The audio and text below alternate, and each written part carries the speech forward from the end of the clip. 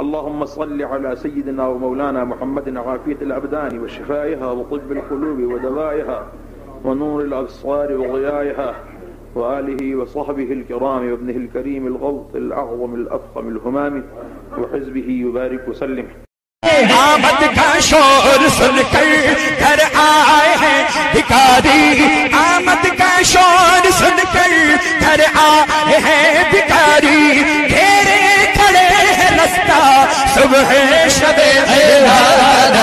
مرحبا مرحبا چھتل حسینی مرحبا مرحبا مرحبا یا نور العینی مرحبا مرحبا.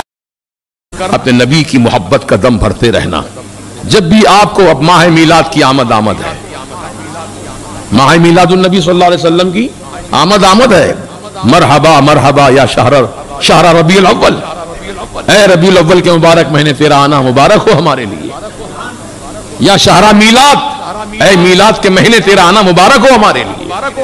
کیوں نہ ہو میاں، وہ نبی کی آمد جس مہینے میں ہوئی، جس تاریخ میں ہوئی، جس دن ہوئی، وہ یقیناً سارے عالم کے لیے بہت بڑی عید ہے. اور میں کہتا ہوں کہ ساری دنیا کی جتنی عیدیں منائی جاتی ہیں وہ سب عیدوں کی بھی وہ عید ہے. اس لیے میرے اعلیٰ حضرت فرماتے ہیں حشر تک ڈالیں گے ہم پیدائش مولا کی دھوم، حشر تک ڈالیں گے ہم پیدائش مولا کی دھوم، مثل فارس نجد کے قلعے گراتے جائیں گے. تو اب یہ ربیع الاول شریف کا مہینہ قریب ہمارے سروں پر سایہ فگن ہونے والا ہے.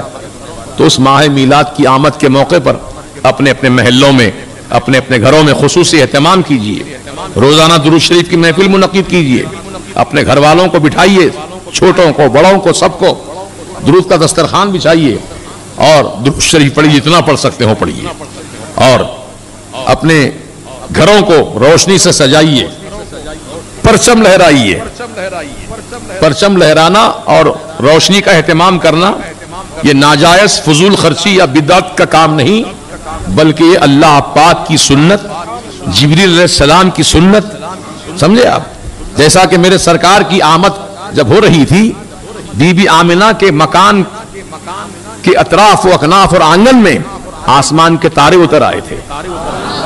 کیا اپنے آپ آ گئے تھے؟ تارے اپنے آپ آتے ہیں؟ اللہ پاک نے حکم دیا جاؤ میرے محبوب کی آمد ہے، بی بی آمنہ کے مکان کو جگمگ جگمگ کر دو. اسی لیے اعلیٰ حضرت جھوم کے فرماتے ہیں صبح طیبہ میں ہوئی بٹتا ہے باڑا نور کا، صدقہ لینے نور کا آیا ہے تارا نور کا. تو عزیزان محترم خمخمے لگائیے. حضرت شاہ فضل حق علیہ رحمت و رضوان 12 ربیع الاول شریف کو یعنی شب میلاد اپنے مکان کی چھت پر 12 چراغ روشن کرتے تھے، 12 چراغ جلاتے تھے. تو ایک تھا دل جلا، سمجھے؟ ایمان سے محروم، عقل کا اندھا حضرت فضل حق خیر آبادی کے پاس آیا، کہنے لگا حضرت آپ اتنے بڑے عالم ہیں، اتنے بڑے فاضل ہیں، اور یہ خرافاتی کام آپ کر رہے ہیں، یہ کیا چراغ لگا رکھے ہیں آپ نے، کیوں لگائے ہیں؟ کہا میرے آقا کی آمد کی خوشی میں لگایا. لگانا ضروری ہے، بالکل ضروری ہے. اگر تو بجھانا چاہتا ہے تو جا بجھا دے. وہ گیا عقل کا اندھا سڑا ہوا، جا کر ایک چراغ کو پھونک مارا، چراغ بجھ گیا. دوسرے چراغ کے پاس آیا، اس کو پھونکا، دوسرا بجھ گیا لیکن پہلے والا اپنے آپ جل گیا. تیسرے کو بجھایا، تیسرا بجھ گیا لیکن دوسرا جل اٹھا. اس طریقے سے پھو کرتے کرتے فجر ہو گئی.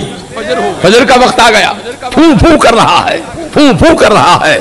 ایک چراغ بجھتا ہے، دوسرا چراغ خود بخود جل اٹھتا ہے.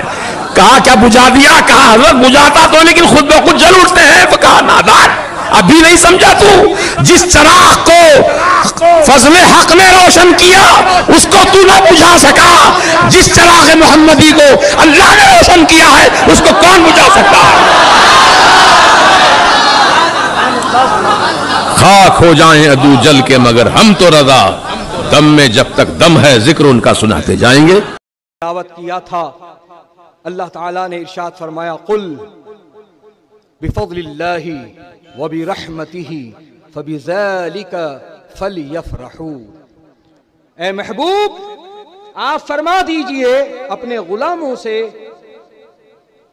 کہ اللہ کے فضل و رحمت کے عطا ہونے پر خوب خوشیاں مناؤ۔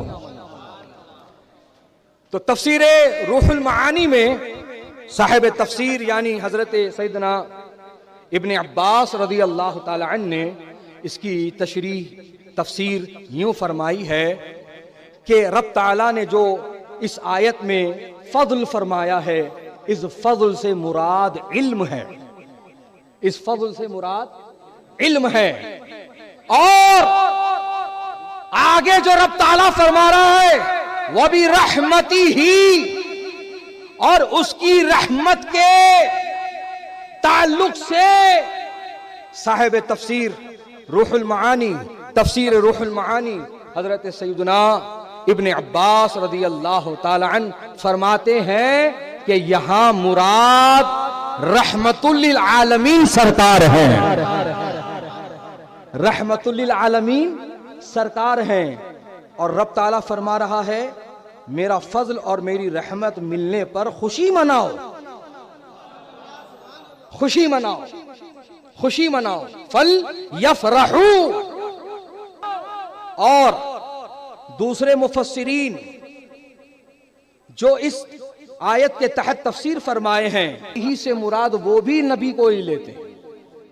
یہاں اس آیت میں سورہ یونس کی اس آیت میں جو رب تعالیٰ نے فرمایا وَبِرَحْمَتِهِ سے مطلب مراد نبی کی ذات ہے، جیسے کہ اللہ نے ایک اور آیت قرآن میں رکھا اور فرمایا وَمَا أَرْسَلْنَاكَ إِلَّا رَحْمَةً لِلْعَالَمِينَ، اور ہم نے آپ کو نہ بھیجا مگر سارے عالموں کی رحمت بنا کر۔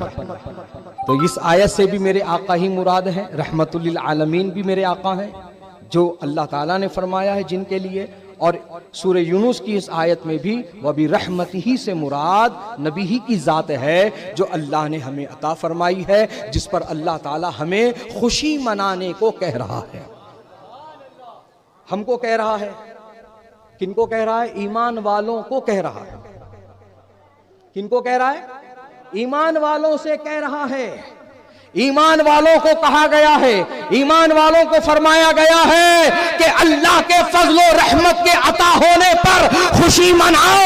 تو الحمدللہ اب پوری دنیا میں جتنے ایمان والے ہیں وہ قرآن کے عطا ہونے پر جو رب تعالیٰ نے جو رات بنائی ہے جس کو لیلۃ القدر کہتے ہیں اس کے ملنے پر بھی ہم خوشی مناتے ہیں، اور صاحب قرآن رحمت للعالمین آقا کے پیدا ہونے کی خوشی بھی اہل سنت و جماعت مناتے ہیں، اہل ایمان مناتے ہیں، اور یہی اعلان کرتے ہیں حشر تک ڈالیں گے ہم پیدائش مولا کی دھوم، مثل فارس نجد کے قلعے گراتے جائیں گے، اور آپ کے خلیفہ فرماتے ہیں نثار تیری چہل پہل پر ہزاروں عید ربیع الاول، سوائے ابلیس کے جہاں میں سبھی تو خوشیاں منا رہے ہیں، سوائے ابلیس کے جہاں میں سبھی تو خوشیاں منا رہے ہیں۔ تو اللہ کا کرم ہے کہ اللہ تعالیٰ نے ایمان والوں کے مقدر میں رکھا ہے کہ وہ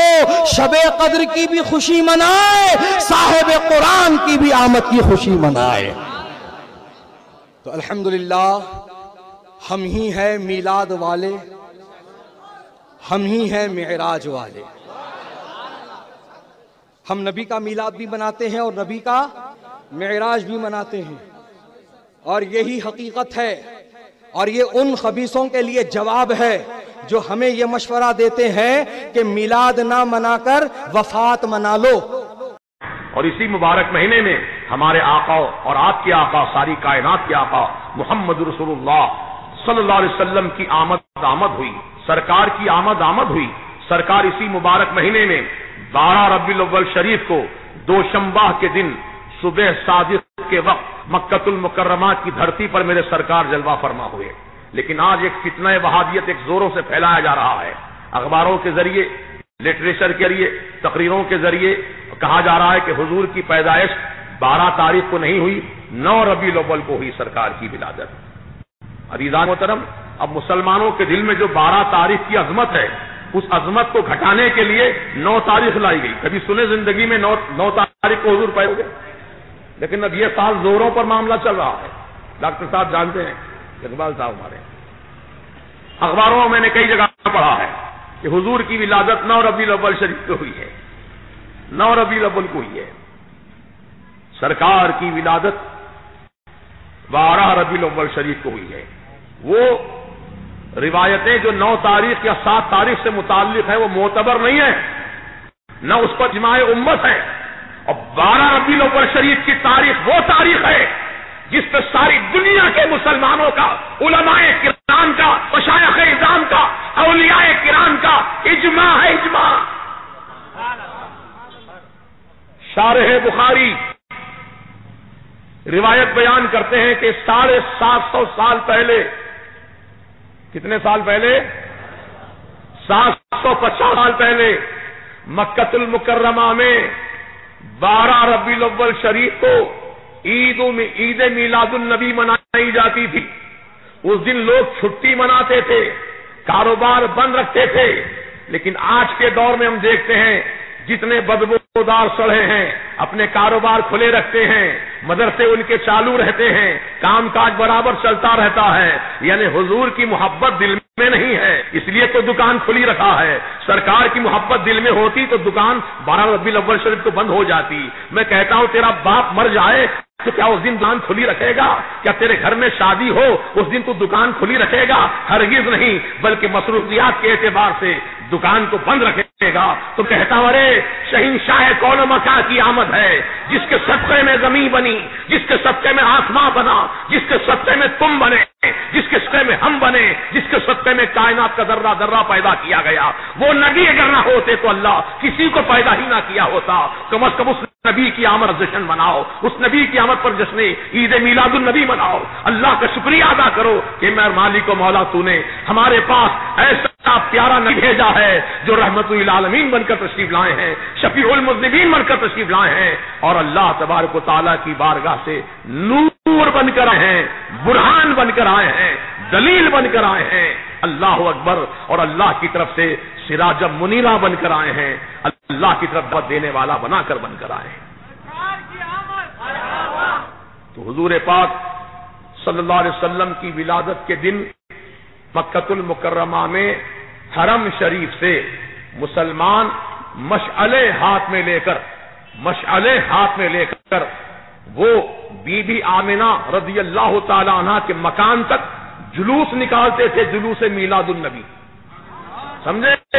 یہ 700 سال پہلے کی بات بتا رہا ہوں، یہ آج کل کی بات نہیں ہے، یہ میرے آقا کے دور مبارکہ سے بات ہے. اور یہ تو 750 سال پہلے کی بات آپ نے سنی کہ مکہ مکرمہ سے بی بی آمنہ رضی اللہ عنہا کے مکان تک مشعل بردار جلوس نکلا کرتا. لیکن اس سے پہلے کی داستان بھی بتا دوں. جب میرے سرکار مکۃ المکرمہ سے مدینہ منورہ پہنچے تو سب سے پہلے آپ نے قیام مقام قباء میں کیا. قباء ایک بستی کا نام ہے جو مدینے میں داخل ہوتے ہی پہلی بستی قباء ہے. اسی میں میرے آقا نے قیام کیا. وہیں پر سب سے پہلی مسجد بنائی جس کا نام مسجد قباء ہے. اس مسجد کی فضیلت یہ ہے کہ جو مسلمان 2 رکعت نماز نفل ادا کرے گا اللہ تعالیٰ اس کو 1 عمرے کا ثواب عطا فرمائے گا. سبحان اللہ. وہ مسجد آج بھی وہاں موجود ہے، سرکار ہی کی بنائی ہوئی مسجد ہے. اللہ اکبر. حضور وہیں پر قیام فرماتے. تو مدینے میں جو بستی ہے آگے، وہ بستی میں جو صحابہ رہتے تھے، انصار صحابہ، ان کو اطلاع ملی کہ رسول پاک مدینے کی سرزمین پہ تشریف لا چکے ہیں اور مقام قباء میں موجود ہیں. تو صحابہ میں اتنی خوشی کی لہر دوڑ گئی. بخاری کہنے والوں اٹھاؤ بخاری. دیکھو بخاری میں کیا روایت ہے کہ صحابہ، مدینے والے صحابہ نے پورے مدینے کی بستی کو ایسے سجا دیا تھا جیسے دلہن کو سجایا جاتا ہے. اور نوجوان صحابہ کی جمعیت اپنا قومی لباس سے وطن کر کے کمر پر ہتھیار باندھ کر حضور کو لینے کے لیے جلوس کی شکل میں گئے مدینے سے قباء تک. جب میرے سرکار کی بارگاہ میں مدینے والے صحابہ پہنچے، معروضہ پیش کیا، یا رسول اللہ مدینے کی آبادی آپ کے قدوم ہائے میمنت لزوم سے سرفراز ہونے کے لیے بے تاب و بے قرار ہے، سرکار چلیے۔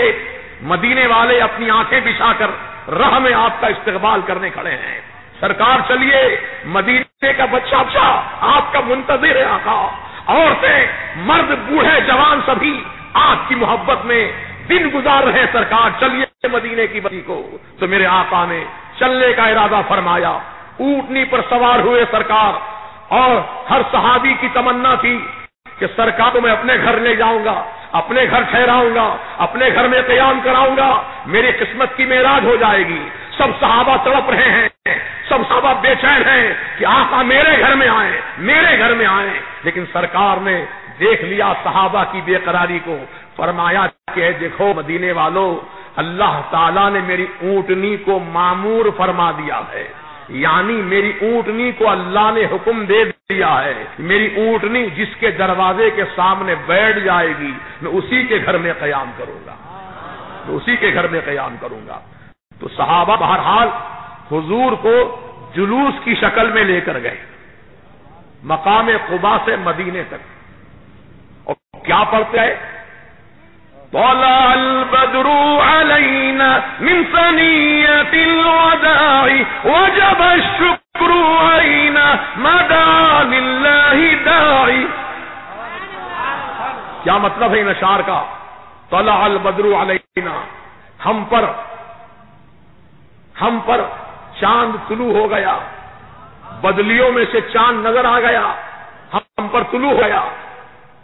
پھر وہ صحابہ کہتے ہیں وجب الشکر علینا، یہ مدینے کے چاند کے نکلنے پر، چاند برآمد ہونے پر ہم پر شکریہ ادا کرنا واجب ہے۔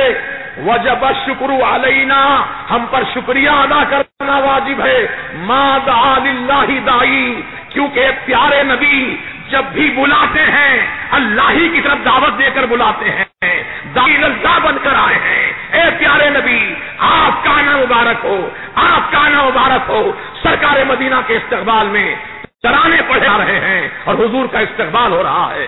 جلوس کی شکل میں میرے آقا کو قباء سے مدینے کی بستی لے کر گئے، اور جب اونٹنی چلتے چلتے کسی مقام پر سست روی کا شکار ہو جاتی، وہ ٹھہر جاتی، تو صحابہ کے دل کی دھڑکنیں تیز ہو جاتی، شاید اونٹنی یہاں پر ٹھہر رہی ہے، سرکار اب میرے گھر میں قیام کریں گے، لیکن اونٹنی تھوڑا سا آہستہ چل کر پھر تیز آگے بڑھ جاتی ہے، تو صحابہ دیکھتے ہی رہ جاتے تھے کہ ہائے افسوس، اونٹنی تو آگے بڑھ گئی ہے، اونٹنی تو آگے بڑھ گئی ہے۔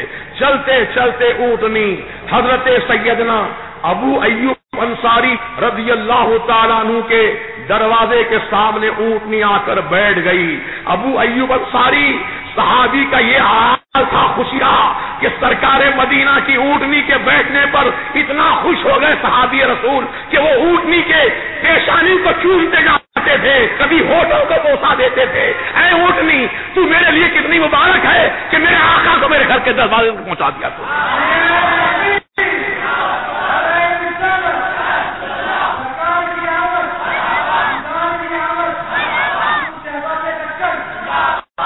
صحابہ کرام کی جو کیفیت کو آپ نے سنا، میں آپ سے پوچھتا ہوں دل پر ہاتھ رکھ کر بولو، اس چیز کا نام محبت رسول ہے کہ نہیں؟ عشق مصطفیٰ ہے کہ نہیں؟ تعظیم مصطفیٰ ہے کہ نہیں؟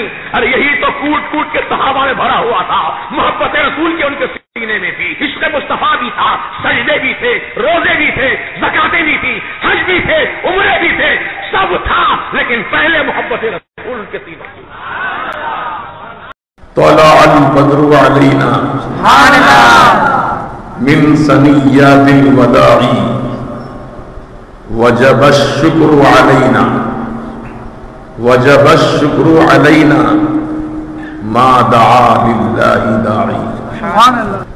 طلع البدر علينا، ہم پر چاند طلوع ہو گیا۔ طلع البدر علينا کے معنی کیا ہے؟ ہم پر چاند طلوع ہو گیا، ہم پر چاند سایہ فگن ہو گیا۔ کون سا چاند؟ وہ آمنہ کا چاند، وہ آمنہ کا چاند۔ طلع البدر علینا، من ثنیات الوداع وجب الشکر علینا، جب وہ چاند بادلوں سے نمودار ہو گیا ہم پر، تو اللہ کا شکر ادا کرنا ہم پر واجب ہو گیا. وجب الشکر علینا، ہم پر شکر ادا کرنا واجب ہو گیا، واجب ہو گیا، ضروری ہو گیا. کیوں ضروری ہو گیا؟ اس لیے ما دعا للہ داعی. عزیزان محترم، وجب الشکر علینا پر میں گفتگو کر رہا تھا کہ اس نبی کی آمد پر ہم سب کو اللہ تعالیٰ کا شکریہ ادا کرنا واجب ہو گیا. بولیے، واجب ہو گیا. اب شکریہ کیسے ادا کرنا؟ تو آپ روزہ رکھ کر کے شکریہ ادا کر سکتے ہیں، روزہ رکھ کر. کیونکہ اللہ کے پیارے حبیب علیہ السلام بھی ہر پیر کے دن روزہ رکھتے تھے، ہر پیر کو. ہم لوگ تو مہینہ ربیع الاول کا آتا ہے تو جشن میلاد مناتے ہیں، لیکن نبی نے ہر پیر کو اپنی میلاد منائی ہے. سرکار حضور نے خود میلاد منائی اپنی، ہر پیر کو روزہ رکھتے تھے آقا. تو صحابہ نے پوچھا رسول اللہ علیہ السلام یوم الاثنین آپ روزہ کیوں رکھتے ہیں؟ پیر کے دن روزہ کیوں رکھتے ہیں؟ تو آقا علیہ السلام نے فرمایا میں اسی دن پیدا ہوا ہوں، پیر کے دن پیدا ہوا ہوں، اس خوشی میں روزہ رکھتا ہوں. تو معلوم ہوا کہ رسول کی ولادت کی خوشی میں روزہ رکھنا پیر کے دن سرکار مدینہ علیہ السلام کی سنت مبارکہ ہے. اللہ توفیق دے تو آنے والے پیر کو روزہ رکھ لیجئے انشاءاللہ. حضور کی پیدائش کی خوشی میں رکھیے، اللہ کا شکرانہ ادا کرنے کے لیے. خوشی مناؤ پیارے. تو خوشی کیسے منانا ہے، شکرانہ کیسے ادا کرنا ہے؟ بیان باجا بجا کر نہیں، سڑکوں پہ ناچ کود کر نہیں. اب آج کل میلاد کا جلوس نکالتے ہیں لوگ، احترام جلوس باقی نہیں رکھتے. موٹر سائیکل کا سائلنسر نکال کر وہ بھگاتے ہیں، ریس کرتے ہیں گاڑی، پورے بازار میں پوری روڈ پر تماشا کرتے ہیں. ہری ہری پٹیاں ربن یہاں باندھتے ہیں پیشانی پر اور ہرا رنگ پھینکتے ہیں. ارے یہ کون سا طریقہ ہے خوشی منانے کا؟ یہ سب طریقے شریعت کے خلاف ہے. سمجھ گئے؟ جلوس نکالو، کیونکہ صحابہ نے بھی جلوس نکالا تھا. کیسے جلوس نکالا تھا معلوم آپ کو؟ جب سرکار مکے سے مدینہ آئے تو حضور مقام قباء پر قیام فرمائے. مدینے والے صحابہ کو اطلاع ملی کہ سرکار مدینہ علیہ السلام مدینے پاک میں آ چکے ہیں. تو صحابہ سب نوجوان بچے، جوان بچے اپنا قومی لباس پہنے، عربوں کا جو قومی لباس ہوتا ہے وہ پہنے، کمر پر ہتھیار باندھے، تلواریں لٹکائیں، مدینے کو سجا دیا. بخاری کی حدیث میں آیا ہے کہ مدینے کو ایسے سجایا صحابہ نے جیسے دلہن کو سجاتے ہیں، دلہن کو. جھنڈی لگاؤ، روشنی لگاؤ، سجاؤ اپنے گھروں کو، گلی کوچوں کو. یہ طریقہ جائز ہے، یہ صحابہ کی سنت ہے. دلہن کی طرح سجا دیا اور سرکار کی بارگاہ میں دو صف باندھ کر دو رویا صحابہ اللہ کے رسول کا استقبال کرتے ہوئے مرحبا مرحبا یا رسول اللہ. طلع البدر علینا من ثنیات الوداع وجب الشکر علینا ما دعا للہ داعی. ارسل اللہ تعالی عندنا نورا مبینا، ارسل اللہ تعالی عندنا نورا مبینا مصطفیٰ ما جاء الا رحمت للعالمین. یہ تھا صحابہ کی زبان پہ نعرہ. اور صف باندھ کر صحابہ حضور کو لینے کے لیے گئے. جلوس کی شکل میں حضور کو اونٹنی پہ بٹھا کر صحابہ پیدل چل رہے ہیں، سرکار اونٹنی پہ سوار ہیں. سب صحابہ کی تمنا ہے سرکار میرے گھر میں ٹھہریے، آقا میرے مکان میں رکیے، سرکار میرے گھر میں قیام فرمائیے. اب یہ فقیر کہیں جاتا ہے جلسوں میں، میں تو سرکار کے غلاموں کے غلاموں کے غلاموں کے غلاموں کے غلاموں کے کروڑوں غلاموں کے قدموں کی دھول کی برابری نہیں کر سکتا. میں تو اتنا حقیر فقیر غلام ہوں سرکار کا. جب مجھ جیسا حقیر فقیر کہیں جاتا ہے جلسوں کے لیے تو سینکڑوں مریدین معتقدین چاہنے والے کہتے ہیں حضرت میرے گھر میں آپ قیام فرمائیے. لڑائیاں ہوتی لوگوں میرے حضرت میرے پاس ٹھہرتے، بولے نہ تمہارے پاس کیسا ٹھہرے. یہ محبت ہے. جب فقیر کے ساتھ یہ معاملہ ہے وہ شہنشاہ کون و مکان کے ساتھ. صحابہ کرام بے چین ہیں، تڑپ رہے، ماہی بے آگ کی طرح سرکار میرے گھر میں تشریف لائیے، میرے آقا میرے گھر میں تشریف لائیے. لیکن حضور پاک نے فرمایا میری اونٹنی معمور من اللہ ہے، اللہ کی طرف سے معمور کر دی گئی ہے. میری اونٹنی جس کے گھر کے دروازے کے سامنے بیٹھے گی میں اسی کے گھر میں ٹھہروں گا. یہ فیصلہ اللہ نے اونٹنی پر چھوڑ دیا ہے. اللہ. اب یہ اونٹنی چلتی رہی مدینے کے گلی کوچوں سے، چلتے چلتے کبھی ٹھہر جاتی تھی تھوڑا تو صحابہ کے دل کی دھڑکنیں تیز ہو جاتی تھی. اونٹنی ٹھہر گئی ہے، شاید اب بیٹھتی ہوں گی، لیکن پھر چل پڑتی تو صحابہ کا دل چھوٹا ہو جاتا. کیا انداز ہے صحابہ کا. جب چلتے چلتے حضرت سیدنا ابو ایوب انصاری رضی اللہ تعالیٰ عنہ کے مکان کے دروازے کے سامنے اونٹنی بیٹھ گئی. تو ابو ایوب انصاری کی خوشیوں کا کیا عالم تھا. بخاری شریف کی حدیث میں ہے وہ اونٹنی کا طواف کر رہے تھے. وہ اونٹنی کا طواف کر رہے تھے. کبھی اونٹنی کی پیشانی کو چومتے تھے، کبھی اونٹنی کے بدن کو چومتے تھے، کبھی اونٹنی کے ہونٹوں کو چومتے تھے. اونٹنی تو کتنی مبارک ہے میرے لیے، میرے پیارے نبی کو تو نے میرے گھر تک پہنچایا.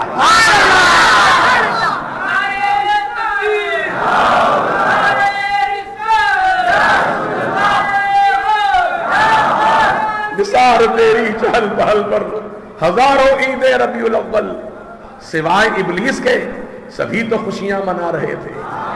سوائے ابلیس کے سبھی تو خوشیاں منا رہے تھے، کیونکہ ابلیس ملعون کو دو وقتوں پر بڑا تکلیف پہنچی، بڑا غصے میں آیا ابلیس. کب ایک اس وقت جب کہ اللہ کے رسول کی پیدائش ہوئی مکہ المکرمہ کی سرزمین پر، تو سوائے ابلیس کے سب دنیا خوشی منا رہی تھی. اور ابلیس جو ہے پہاڑوں میں جا کر سر مار رہا تھا، ہائے افسوس میرا پردہ چاک کرنے والا آ گیا، میرا چہرہ بے نقاب کرنے والا آ گیا، اب اللہ کا دین پہنچانے والا آ گیا. شیطان کو افسوس ہو رہا تھا جب سرکار کی ولادت میں باسعادت ہو رہی تھی. اور دوسرے اس وقت تکلیف ہوئی جب سرکار مدینہ علیہ السلام پر اللہ نے فاتحہ نازل کیا. سورہ فاتحہ جب حضور پر نازل کیا گیا تو شیطان سر پٹک پٹک کے رو رہا تھا. فاتحہ پہ بڑا افسوس ہو رہا تھا. اب یہ مت سمجھنا وہ شیطان ایک مرتبہ کا تھا، نہیں، اس دور سے اس دور تک شیاطین چلے آ رہے ہیں. حضور کی میلاد پر بھی ناک بھون چڑھاتے ہیں، فاتحہ سن کے بھی منہ چلا لیتے ہیں. سمجھو یہ کون ہے؟ یہ تو شیطان کا طریقہ تھا کہ فاتحہ پر بھی ناراض ہوا اور حضور کی میلاد پہ بھی ناراض ہوا. اور جو حضور کی میلاد خوشی سے مناتے ہیں وہ وفادار مصطفیٰ، وفادار مصطفیٰ. جو فاتحہ خوشی سے پڑھتے ہیں وفادار مصطفیٰ. مدینہ پاک کے انصار صحابہ کو جب اس بات کا علم ہو چلا کہ نبی کی آمد ہونے والی ہے، ان کے درمیان نبی تشریف لانے والے ہیں، تو ان انصار صحابہ اکرام نے ایسی تیاری کی جیسے عید پر تیاری کی جاتی ہے. ایسا ماحول ہو گیا کہ وہ عید کا دن لگ رہا ہے. ہر طرف بہاریں ہیں، رونقیں ہیں، خوشیاں ہیں. صحابہ نہ صرف اپنے اہل و عیال کو اچھا لباس پہنا دیے بلکہ خود بھی اچھا لباس پہن لیے، اپنے گھروں کو صاف ستھرا کر لیے، اپنے گھروں کو سجا لیے. نہ صرف گھروں کو سجایا بلکہ انصار صحابہ نے مدینہ پاک کی گلیوں کو اور شہر مدینہ کو دلہن کی طرح سجا دیا. سبحان اللہ، دلہن کی طرح اس کو سجا دیا. بارونق کر دیا. واہ واہ سبحان اللہ. یہیں سے ثبوت مل گیا, یہیں سے دلیل مل گئی کہ نبی کی آمد پر خوشیاں منانا یہ شرک و بدعت نہیں ہے بلکہ صحابہ کرام کی سنت ہے. نبی کی آمد پر گھروں کو سجانا, نبی کی آمد پر خوشی کا اظہار کرنا, نبی کی آمد پر اپنے محلوں اور گلیوں اور بستیوں کو سجا لینا, یہ کوئی غلط نہیں بلکہ یہ انصار صحابہ کا کام ہے, یہ انصار صحابہ کی سنت ہے. عزیزان گرامی, میرے آقا نبی پاک علیہ السلام کے استقبال میں قبیلہ بنو نجار کی چھوٹی چھوٹی لڑکیاں, یہ قبیلہ بنو نجار یہ میرے آقا کا ننیحالی قبیلہ ہے. ننیحال کے قبیلے کی چھوٹی چھوٹی بچیاں نبی کی آمد پر ترانہ پڑھ رہی ہیں, اور جانتے ہیں کیا کہہ رہی ہیں؟ وہ چھوٹی چھوٹی لڑکیاں کہہ رہی ہیں طلع البدر علینا من ثنیات الوداع وجب الشکر علینا ما دعا للہ داعی. سبحان اللہ. کیا مطلب؟ ہم پر ودا کی گھاٹی سے 14ویں رات کا چاند طلوع ہوا. بدر کہتے ہیں 14ویں رات کے چاند کو. طلع البدر علینا, ہم پر 14ویں رات کا چاند طلوع ہوا. کہاں سے؟ من ثنیات الوداع, ودا کی گھاٹی سے. تو اب وجب الشکر علینا,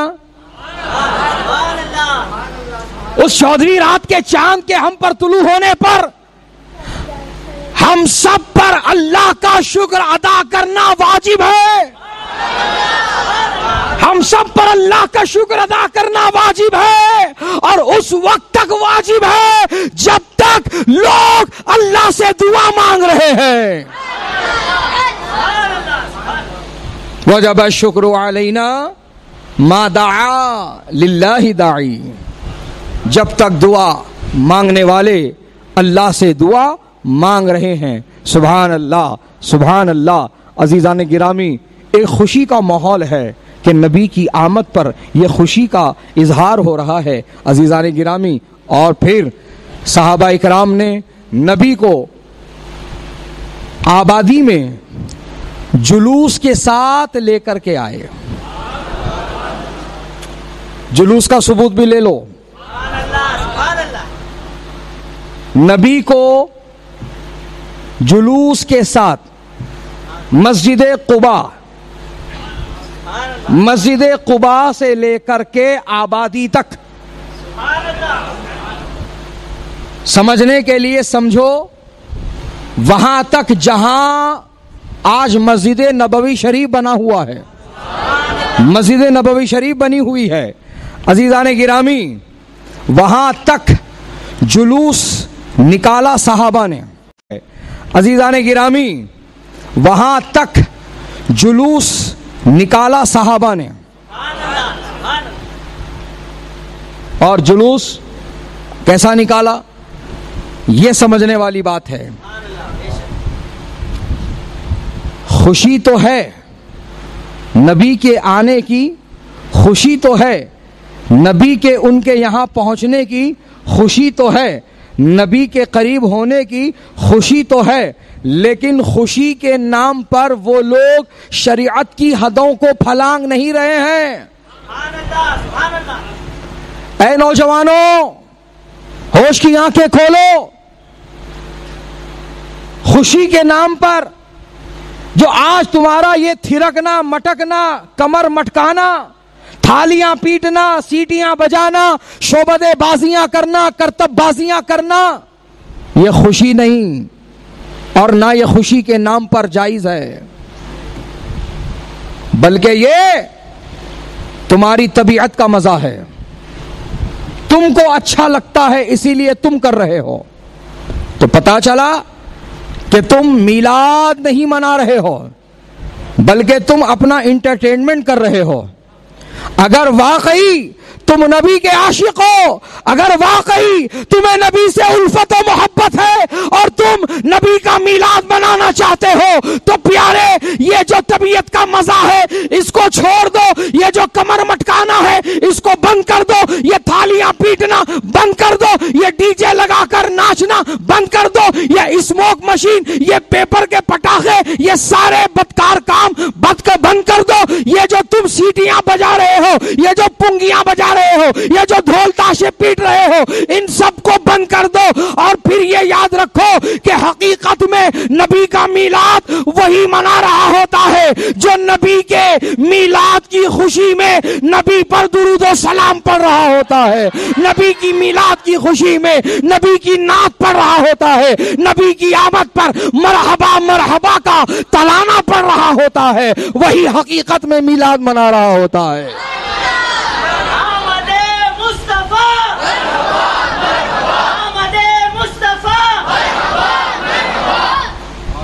عزیزان گرامی، با ادب با نصیب، یہ ایک جملہ یاد رہ گیا تو کامیاب ہو گئے۔ با ادب با نصیب، جو ادب بجا لائے گا اس کے قسمت کا ستارہ اوج ثریا کی بلندیوں پر پہنچے گا۔ یہ کیا ہے؟ تمہارے کو انٹرٹینمنٹ کا سامان لگ رہا ہے، جیسا چاہے ویسا کر لو، جو چاہے وہ کر لو، جشن کے نام پر، عید کے نام پر۔ غلط، نہ ناچو نہ ناچنے کو پروموٹ کرو، غلط، نہ ناچو نہ ناچنے کو پروموٹ کرو، بلکہ ایک اہم پیغام لے جاؤ، ان ذکر والی نعتوں کو مت چلاؤ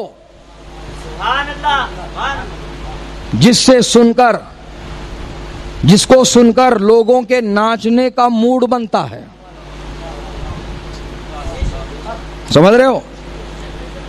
گانا نہیں چل رہا ہے، ڈی جے پہ میوزک نہیں چل رہی ہے، کوئی اور معاملہ نہیں ہے جس سے ناچنا تھرکنا ہوتا ہے، بلکہ نعت ہی ہے، مگر وہ نعت ایسے ذکر والی ہے کہ اس کو میوزک کی ضرورت نہیں ہے، اس کا ذکر ہی ایسا رکھا گیا ہے کہ وہ میوزک کی آواز پیدا کر رہا ہے اور لوگوں کو تھرکنے کا موقع دے رہا ہے، لوگوں کو ناچنے کی دعوت دے رہا ہے۔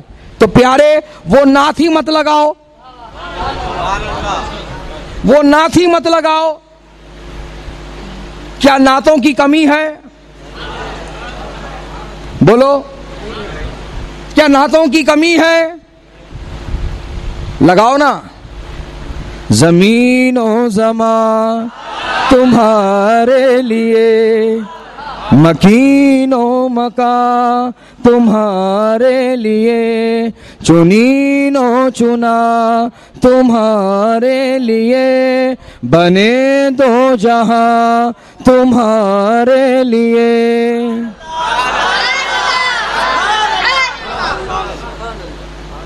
یہ نعت لگاؤ، پھر اعلان کرو اب ناچ کے بتا۔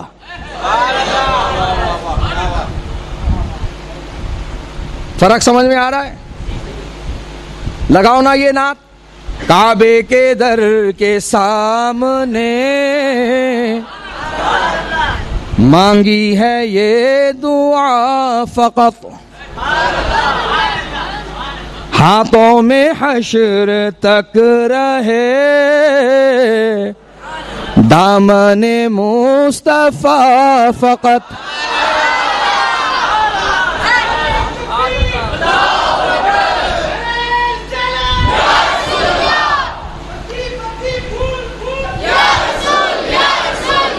اب ناچ کے بتا۔ فرق سمجھ میں آ رہا ہے؟ ہم ہر وہ چور دروازہ بند کریں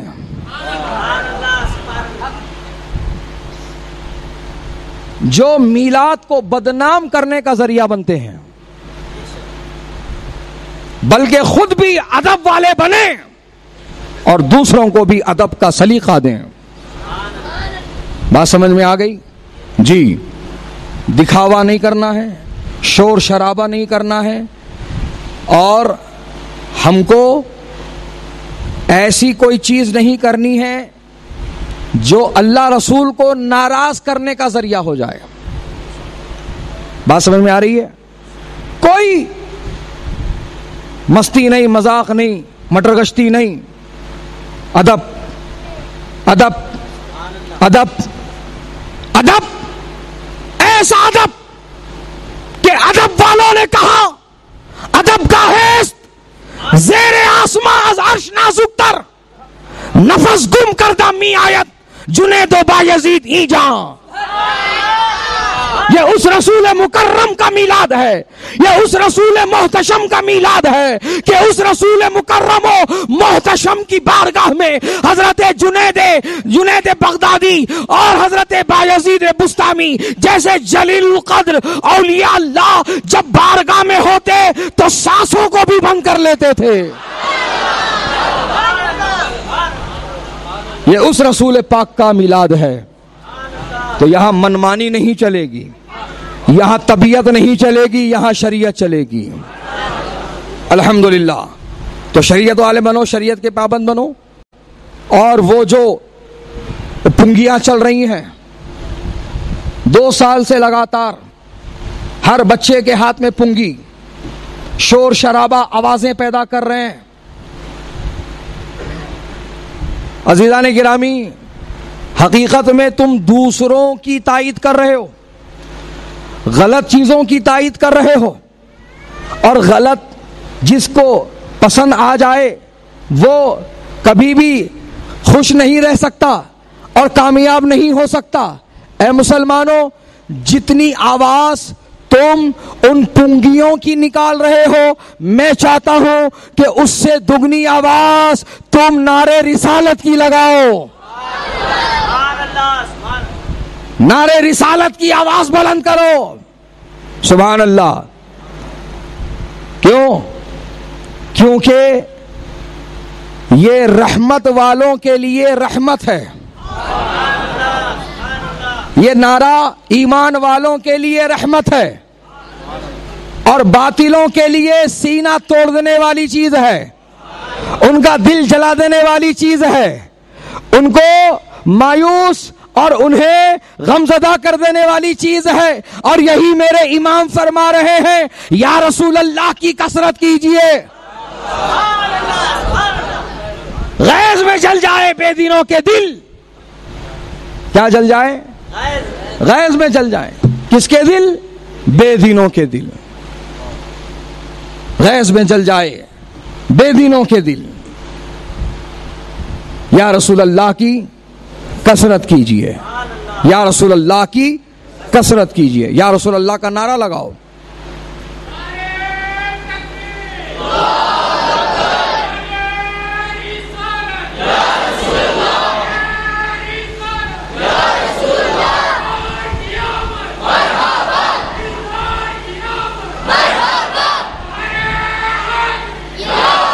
بہرحال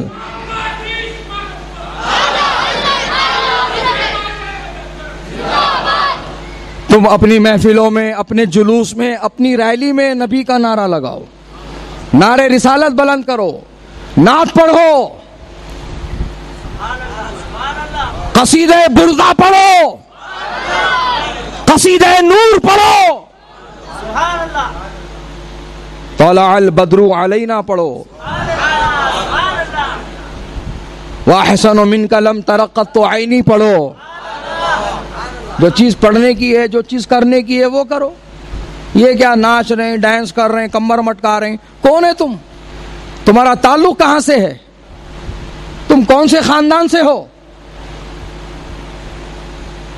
نہ خود بدنام ہو، نہ اپنے گھر والوں کو، اپنے خاندان کو، نہ اپنے والدین کی تربیت کو بدنام کرو، اور نہ مسلمانوں کو بدنام کرو.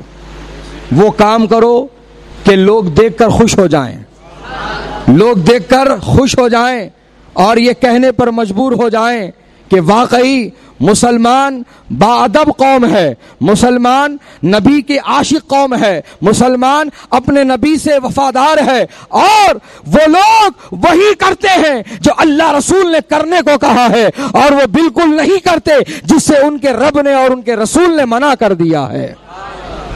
یہ تاثرات پیدا کرو یار، یہ کیا گانے بجانے، پنگیاں، ناچنا، کودنا، پاکٹوں سے پانی اچھالنا، کرتبہ دکھانا، طاقت کا مظاہرہ کرنا بند کر دو۔ یہ السلام علیکم ورحمۃ اللہ وبرکاتہ۔